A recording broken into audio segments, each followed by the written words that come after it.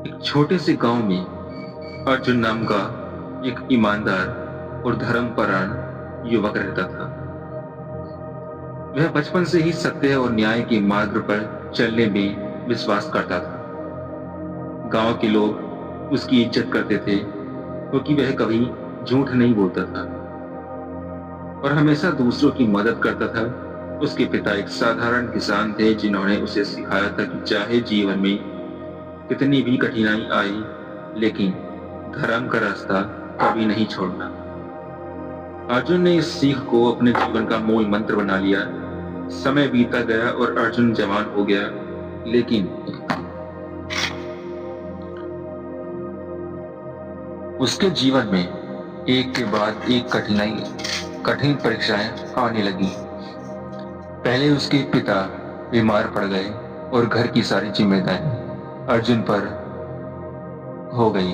खेतों में मेहनत करने के बावजूद उसकी फसल कई बार खराब हो जाती और घर में खाने के लिए भी मुश्किल से अनाज बचता।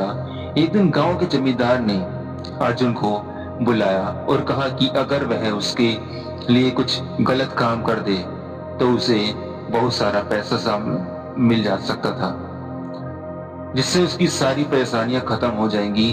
अर्जुन के सामने यह पहली बड़ी परीक्षा थी, क्योंकि एक तरफ उसके बीमार पिता और भूखा परिवार था और दूसरी तरफ उसका धर्म। उसने थोड़ी ही देर सोचा, लेकिन फिर साफ शब्दों में मना कर दिया और कहा कि वह भूखा रह सकता है लेकिन अपना अधर्म का साथ नहीं देगा। जमींदार गुस्से में आ गया और उसने अर्जुन को धमकी दी कि अगर उसने उसकी बात नहीं मानी तो वह उसके परिवार को गांव से निकाल देगा। अर्जुन ने फिर भी अपने निर्णय पर अडिग रहते हुए कहा कि जो होगा देखा जाएगा, लेकिन वह गलत काम नहीं करेगा। इस घटना के बाद अर्जुन की मुश्किलें और बढ़ गई। गांव में लोग जमींदार के डर से उससे दूरी बनाने लगे और कोई उसकी मदद करने को तैयार नहीं था। एक रात जब अर्जुन अपने बीमार पिता के पास बैठा था तो उसके मन में पहली बार यह विचार आया कि क्या सच में धर्म का रास्ता इतना कठिन होता है और क्या उससे भी कभी गलत रास्ता अपनाना चाहिए। तभी उसके पिता ने कमजोर आवाज में कहा कि बेटा, याद रखना, भगवान हमेशा उन लोगों की परीक्षा लेते हैं जो सच्चे होते हैं और अंत में जीत भी उन्हीं की होती है। यह सुनकर अर्जुन के मन में फिर से हिम्मत जाग गई और उसने ठान लिया कि चाहे कितनी भी मुश्किलें आए, लेकिन वह अपने धर्म से नहीं हटेगा। अगले दिन अर्जुन काम की तलाश में दूसरे गांव की ओर निकल पड़ा। रास्ते में उसे एक बूढ़ा साधु मिला जो बहुत थका हुआ और भूखा लग रहा था। अर्जुन के पास खुद खाने के लिए बहुत कम था, लेकिन फिर भी उसने अपना आधा खाना उस साधु को दे दिया। साधु ने उसे आशीर्वाद देते हुए कहा कि तुम्हारी सच्चाई की परीक्षा अभी खत्म नहीं हुई है, लेकिन अंत में तुम्हें इसका फल जरूर मिलेगा। अर्जुन ने विनम्रता से कहा, सिर झुकाया और आगे बढ़ गया। उसे नहीं पता था कि वह साधु कोई साधारण व्यक्ति नहीं, बल्कि उसकी परीक्षा लेने आया एक दिव्य भक्ति था। अर्जुन साधु का आशीर्वाद लेकर आगे बढ़ता गया,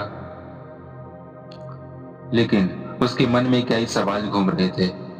आखिर उसकी परीक्षा कब खत्म होगी और कब उसकी जिंदगी में सुख आएगा।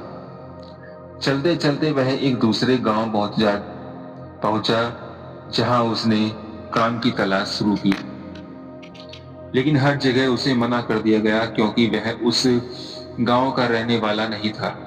कई दिनों तक भटकने के बाद उसे एक व्यापारी के यहाँ काम मिल गया। व्यापारी ने उसे अनाज के गोदाम की देखरेख का काम दिया और रहने के लिए एक छोटी सी जगह भी दी।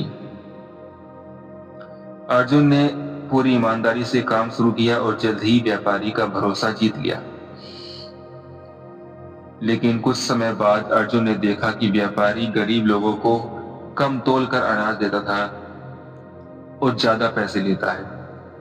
यह देखकर अर्जुन के मन में द्वंद्व शुरू हो गया, क्योंकि एक तरफ उसे काम की जरूरत थी और दूसरी तरफ यह साफ तौर पर अधर्म था।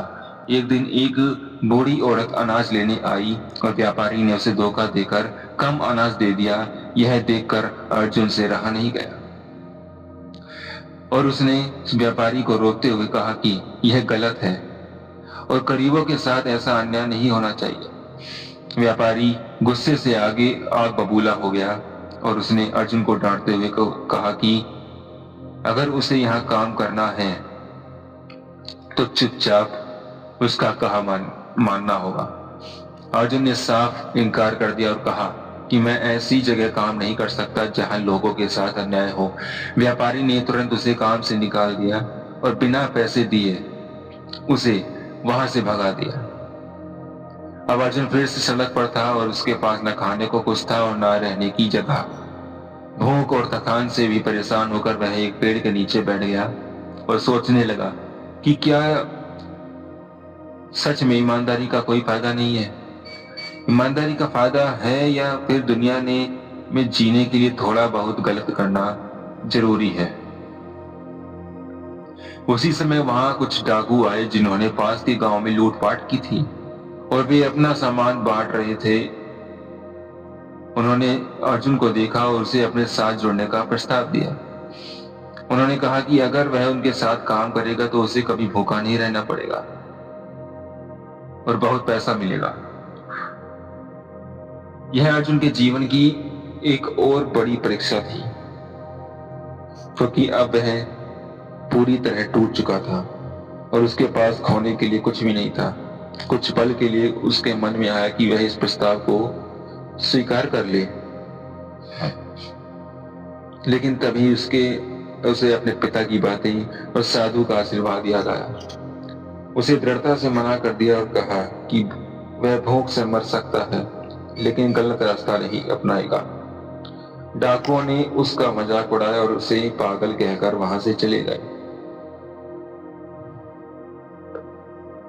अर्जुन की हालत और खराब होती जा रही थी, लेकिन उसके मन का विश्वास अभी भी मजबूत था। रात होते होते वह पास के मंदिर में पहुंचा, जहां उसने भगवान के सामने बैठकर प्रार्थना की और कहा कि अगर यह सब उसकी परीक्षा है तो उसे इतनी शक्ति दी जाए कि वह अंत तक अपने धर्म पर कायम रह सके। उसकी आंखों में आंसू थे, लेकिन दिल में एक अजीब सी शांति भी थी, जैसे उसे कहीं ना कहीं भरोसा था कि यह अंधेरा ज्यादा देर तक नहीं रहेगा। उसी रात मंदिर के पुजारी ने भी उसे देखा और उसकी हालत समझकर उसे अपने पास रहने की अनुमति दे दी। अर्जुन ने मंदिर में सेवा करना शुरू कर दिया और दिन रात मेहनत करने लगा, लेकिन उसे अभी भी यही नहीं पता था कि उसकी सबसे कठिन परीक्षा अभी बाकी है और उसकी जिंदगी का असली मोड़ आने वाला है। मंदिर में रहते हुए अर्जुन को कुछ दिनों बाद पहली बार ऐसा लगा कि शायद अब उसकी जिंदगी में थोड़ी शांति आने वाली है, क्योंकि उसे 2 वक्त का भोजन मिल रहा है और यह रहने के लिए एक सुरक्षित जगह भी थी। वह सुबह से शाम तक मंदिर की सफाई करता, पूजा की तैयारी करता और आने वाले भक्तों की सेवा करता। उसकी ईमानदारी और विनम्रता देखकर पुजारी भी उससे बहुत खुश थे और उसे अपने बेटे की तरह मानने लगे। लेकिन भगवान की परीक्षा अभी भी खत्म नहीं हुई। एक दिन मंदिर में एक बहुत धनी व्यापारी आया, जिसने भगवान के सामने बहुत सारा सोना और चांदी चढ़ाया और जाते समय अपनी एक बहुमूल्य अंगूठी वही भूल गया। जब अर्जुन ने सफाई करते हुए उस अंगूठी को देखा तो वह समझ गया कि वह बहुत कीमती है और इससे उसकी सारी परेशानियां खत्म हो सकती है। यह उसकी जिंदगी की अब तक की सबसे कठिन परीक्षा थी, क्योंकि वह अब उसके सामने कोई व्यक्ति नहीं था जो उसे देख रहा हो, ना ही कोई उसे रोकने वाला था। वह चाहे तो उस अंगूठी को चुपचाप रख सकता था और अपनी गरीबी से हमेशा के लिए छुटकारा पा सकता था। अर्जुन के मन में विचारों का तूफान चलने लगा। एक तरफ उसका भूखा परिवार तो और बीमार पिता थे और दूसरी तरफ उसका सरधर्म। उसने अंगूठी को अपने हाथ में लिया और कुछ पल के लिए उसकी आंखों के सामने अपने घर की हालत घूम गई। उसकी आंखों में आंसू आ गए और उसका मन डगमगाने लगा।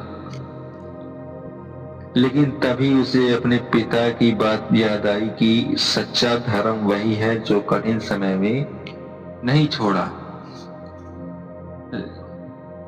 अर्जुन ने गहरी सांस ली और तुरंत वह अंगूठी पुजारी के पास ले गया और सारी बात बता दी। पुजारी ने उसकी ईमानदारी देखकर उसे गले लगा लिया और कहा कि बेटा, आज तुमने सच्चे धर्म का पालन किया है।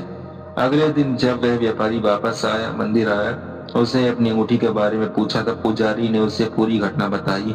व्यापारी यह सुनकर आश्चर्यचकित रह गया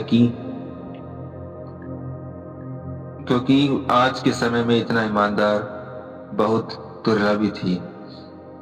उसने अर्जुन को बुलाया और कहा कि तुमने चाहो तो वह अंगूठी अपने पास रख सकते थे, लेकिन तुमने ऐसा नहीं किया, इसलिए मैं तुम्हें इनाम देता हूँ। उसने अर्जुन को बहुत सारा धन देने की पेशकश की, लेकिन अर्जुन ने विनम्रता से मना कर दिया और कहा कि उसने जो किया वह उसका कर्तव्य था और वह इसके बदले में कुछ नहीं चाहता। व्यापारी अर्जुन की इस बात से और भी ज्यादा प्रभावित हुआ। उसने उसे अपने साथ शहर चलने का प्रस्ताव दिया ताकि वह उसके व्यापार में ईमानदारी से काम कर सके। पुजारी ने भी अपने अर्जुन को समझाया कि यह भगवान की ही इच्छा हो सकती है, उसे यह अवसर स्वीकार कर लेना चाहिए। अर्जुन ने कुछ सोचने के बाद यह प्रस्ताव स्वीकार कर लिया, लेकिन उसके मन में अभी भी यह सवाल था कि क्या यह उसकी परीक्षा का अंत है या फिर आगे और भी कठिन रास्ते उसका इंतजार कर रहे हैं। उसे नहीं पता था कि शहर की चमक धमक के पीछे ऐसी सच्चाइयां छिपी हैं जिसके धर्म और ईमानदारी को पहले से भी ज्यादा चुनौती देने वाली है। और अब उसकी असली परीक्षा शुरू होने वाली है। अर्जुन व्यापारी के साथ शहर पहुंचा तो उसकी आंखें वहां की चकाचौंध देखकर कुछ पल के लिए वह ठहर सी गई, क्योंकि उसने पहले कभी इतनी बड़ी इमारतें, भीड़ भाड़ और दौड़ती हुई जिंदगी नहीं देखी थी। व्यापार ने उसे अपने विशाल गोदाम और दुकानों में दिखाई, कहा कि अब ये उसके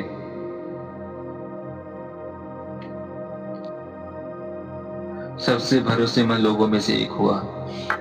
अर्जुन ने पूरी लगन और ईमानदारी के साथ काम शुरू कर दिया और कुछ ही महीनों में उसने व्यापार को पहले से भी ज्यादा व्यवस्थित और सफल बना दिया।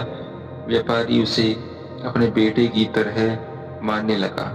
धीरे धीरे उसे बड़े फैसलों में भी शामिल करने लगा, लेकिन वहां सफलता होती है जहां ईर्ष्या भी जन्म लेती है। व्यापारी के पुराने कर्मचारी अर्जुन की तरक्की से जलने लगे और उसे नीचे गिराने के लिए षड्यंत्र रचने लगे। एक दिन उसने मिलकर एक योजना बनाई और गोदाम से कुछ महंगा सामान चोरी करके उसका इल्जाम अर्जुन पर लगा दिया। जब व्यापारी को यह बात पता चली तो यह अंदर से टूट गया, क्योंकि जिस व्यक्ति पर उसने सबसे ज्यादा भरोसा किया था उसी पर चोरी का आरोप लग रहा है। उसने अर्जुन को बुलाकर सख्त आवाज में पूछा कि क्या यह सच है। अर्जुन ने शांत भाव से कहा कि उसने कुछ भी गलत नहीं किया और वह पूरी तरह निर्दोष है, लेकिन सारे सबूत उसके खिलाफ थे और बाकी कर्मचारी भी उसके खिलाफ गवाही दे रहे थे। यह अर्जुन के जीवन की सबसे बड़ी और सबसे दर्दनाक परीक्षा थी, क्योंकि इस बार उसकी सच्चाई पर ही सवाल उठाया जा रहा था। व्यापारी गुस्से और दुख में आकर उसने अर्जुन को तुरंत काम से निकाल दिया और उसे वहां से जाने के लिए कह दिया। अर्जुन के लिए यह पल बहुत कठिन था, क्योंकि जिस व्यक्ति ने उसका सहारा दिया था वही आज उस पर विश्वास नहीं कर रहा था। लेकिन फिर से भी उसने कोई बहस नहीं की और चुपचाप वहां से निकल गया, क्योंकि उसे अपने धर्म और सच्चाई पर पूरा भरोसा था। वह शहर की भीड़ में अकेला भटकने वाला लगा और उसके मन में बार बार यही सवाल उठ रहा था कि वह जब उसने हमेशा यही रास्ता चुना तो फिर उसके साथ ही ऐसा क्यों हो रहा है। रात होते होते एक सुनसान सड़क पर बैठ गया और आसमान की ओर देखकर बोला कि मैं भगवान, हे भगवान, अगर यह भी आपकी परीक्षा है तो मैं इसे भी स्वीकार कर लूंगा, लेकिन मुझे इतना जरूर बताइए कि मेरी सच्चाई कब सामने आएगी। उसी समय एक बूढ़ा व्यक्ति वहां आया जिसने अर्जुन की हालत देखी और उससे बातें करने लगा। अर्जुन ने उसे सारी कहानी सुनाई। बूढ़े व्यक्ति ने मुस्कुराते हुए कहा कि कभी कभी सत्य को सामने आने में समय लगता है, लेकिन जब वह सामने आता है तो सब कुछ बदल देता है। अर्जुन को उसकी बातों में एक अजीब सी शांति महसूस हुई, जो वह कोई साधारण व्यक्ति ना होकर कुछ और हो। उधर व्यापारी के गोदाम में अचानक एक बड़ा हादसा हुआ, जहां चोरी करने वाले कर्मचारियों में आपसी लड़ाई हो गई और सच सामने आ गया कि उन्होंने ही अर्जुन को फंसाया था। जब यह बात व्यापारी को पता चली थी, उसे अपनी गलती पर का एहसास हुआ और वह तुरंत अर्जुन को ढूंढने निकल पड़ा। लेकिन तब तक अर्जुन कहीं दूर जा चुका था। अब कहानी एक ऐसे मोड़ पर आ चुकी थी जहां सच्चाई और धर्म की जीत करनी करीब थी, लेकिन अर्जुन को अजभी भी यह नहीं पता था कि उसका भाग्य उसे किस दिशा में ले जाने वाला है और भगवान ने उसके लिए क्या लिखा है। अर्जुन उस सुनसान सड़क पर रात बिताने के बाद सुबह उठकर बिना किसी दिशा में चल पड़ा।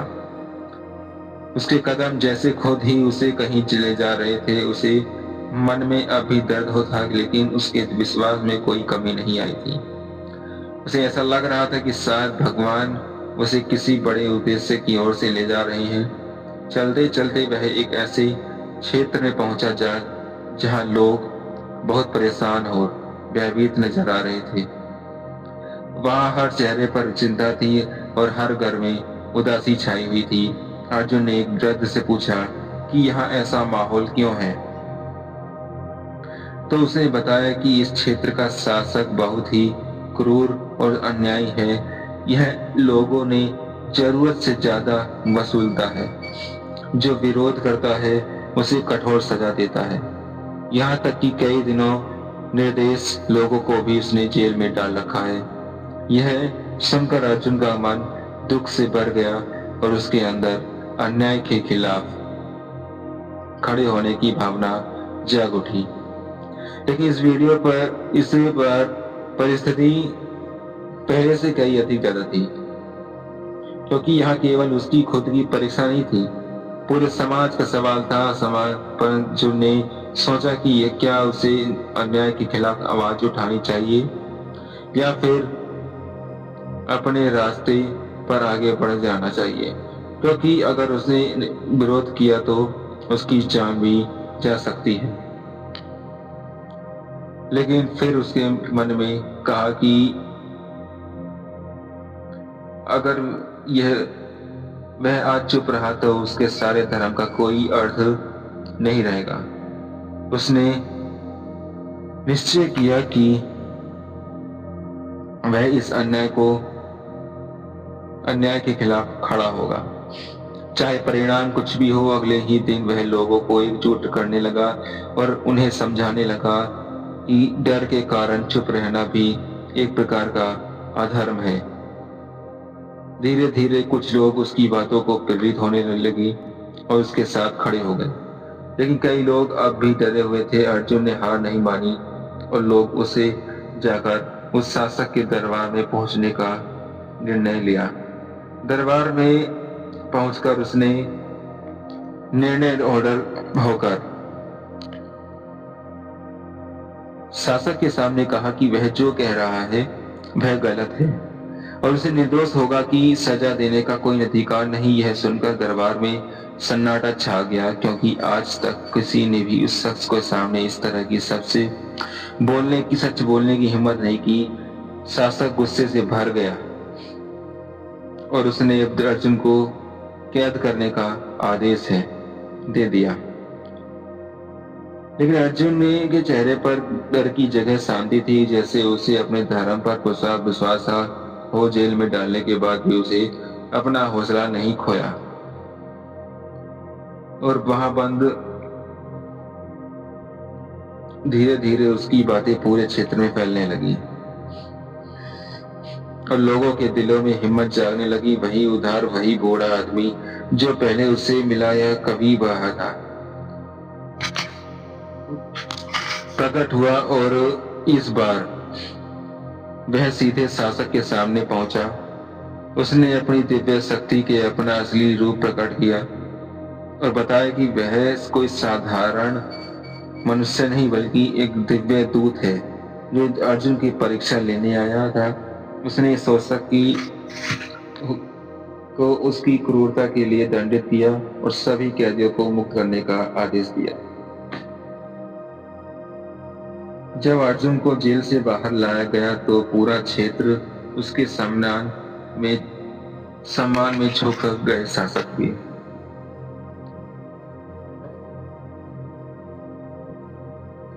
शासक ने भी अपने आराध्यों के लिए माफी मांगी और अपने शासन को सुधारने का वचन दिया। उसी समय वह दिव्य दूत अर्जुन के सामने आया और मुस्कुराते हुए बोला कि तुम्हारी सभी परीक्षाएं पूरी हो चुकी हैं। तुमने हर परिस्थिति को अपने धर्म का साथ दिया, चाहे वह गरीब हो सकता है, लालच हो, अपमान हो या जान का खतरा हो, तुम भी हो। डगमगाए